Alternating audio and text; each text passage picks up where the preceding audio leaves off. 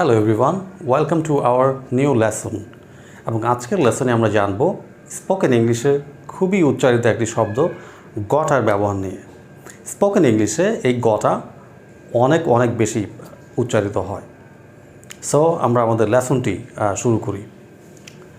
প্রথমে আমরা একটু জেনে নিই যে গটা দ্বারা আসলে কী বোঝাচ্ছে। গটার মানে হচ্ছে have got to. Have got to এর শর্ট ফর্মকে আমরা বলবো গটা। এবং এই গটাকে আমরা গটাও বলতে পারি অথবা গাটা বলতে পারি। গটা হচ্ছে ব্রিটিশ প্রনাউন্সিয়েশন আর গাটা হচ্ছে আমেরিকান প্রনাউন্সিয়েশন। সো কোনো কাজ আমাদের করতেই হবে বোঝানোর জন্য আমরা হ্যাভ টু এর পরিবর্তে গটা ব্যবহার করতে পারি। ন্যাচারালি আমরা বিভিন্ন কাজ আমাদেরকে করতেই হবে, কোথাও যেতে হবে বা খেতে হবে, এরকম যখন কোনো অব্লিগেশন থাকে সেক্ষেত্রে কিন্তু আমরা হ্যাভ টু ব্যবহার করি। বাট নাওডেজ হ্যাভ টু এর পরিবর্তে কিন্তু আমরা গটা ব্যবহার করতে পারি।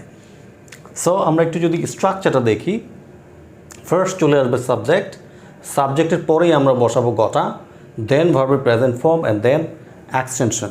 সো এই স্ট্রাকচারটা যদি আমরা ফলো করি তাহলে কিন্তু আমরা গটা দিয়ে অনেক সেন্টেন্স আমরা মেক করতে পারবো। সো আমরা যদি কয়েকটা উদাহরণ খেয়াল করি, I got a brush my teeth, আমাকে দাঁত ব্রাশ করতেই হবে, এটা একটা অব্লিগেশন বোঝাচ্ছে। সো ইন দিস কেস আমরা কি ইউজ করছি, আমরা গটা ইউজ করছি, এরপর ভার্বের প্রেজেন্ট ফর্ম আমরা ইউজ করছি। Second example, I got a impress my friend, আমাকে আমার ফ্রেন্ডকে ইমপ্রেস করতেই হবে। সো ইন দিস কেস আমরা হ্যাভ টু ইউজ না করে আমরা কিন্তু গটা এখানে ইউজ করছি। Number 3 example, I got a go now, আমাকে এখনই যেতে হবে। সো এক্ষেত্রেও কিন্তু আমরা হ্যাভ টুর পরিবর্তে গটা ইউজ করছি অ্যান্ড দেন ভার্বের বেস ফর্ম বা প্রেজেন্ট ফর্ম আমরা গো ইউজ করছি। And the last example, I got a clean my car, আমাকে আমার গাড়ি পরিষ্কার করতেই হবে। সো ইন দিস কেস একইভাবে আমরা হ্যাভ টুর পরিবর্তে গটা ইউজ করছি এবং আধুনিক স্পিকিংয়ের ক্ষেত্রে কিন্তু অনেক বেশি গটা ইউজ করা হয়।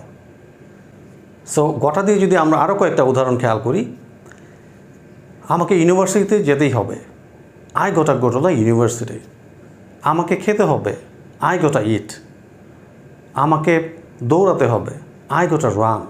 সো এভাবে আমরা গটা দিয়ে অনেক সেন্টেন্স মেক করতে পারি এবং নিয়মিত আমরা প্র্যাকটিস করতে পারি। সো আশা করছি আজকের লেসনটি সবার ভালো লেগেছে। এরকম আরও লেসন পাওয়ার জন্য আমাদের ইউটিউব চ্যানেলটি সাবস্ক্রাইব করুন এবং আমাদের Facebook page learn genuine English এটি নিয়মিত ফলো করুন। সবাইকে অনেক ধন্যবাদ।